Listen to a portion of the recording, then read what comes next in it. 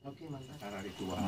Bah, kalau pemberian pusaka sendiri kepada Sri Radia kalau di sini ya, sebenarnya maknanya apa sih? Apakah itu makna penghormatan dari rakyat kepada Sri Radia atau bagaimana? Mungkin bisa dijelaskan gitu.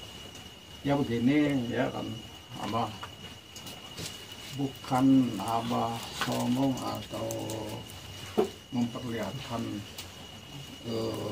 ketangkasannya, bukan. Dikarenakan kan ini Abah ini sudah biasa mengalami hal seperti ini, dan orang-orang yang lain melihat cuman pekaratnya bukan seperti ini.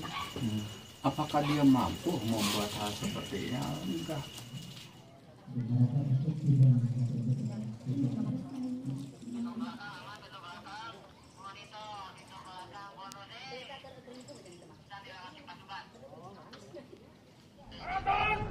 Sudah larang!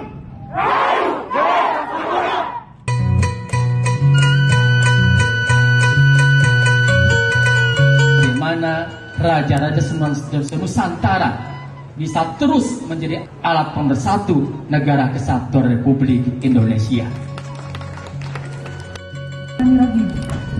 Satu, dua, tiga, iya.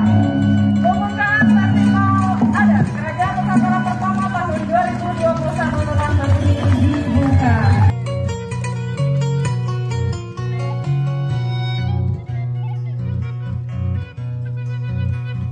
Amit ampunun paralun ka Gusti nu Maha Suci.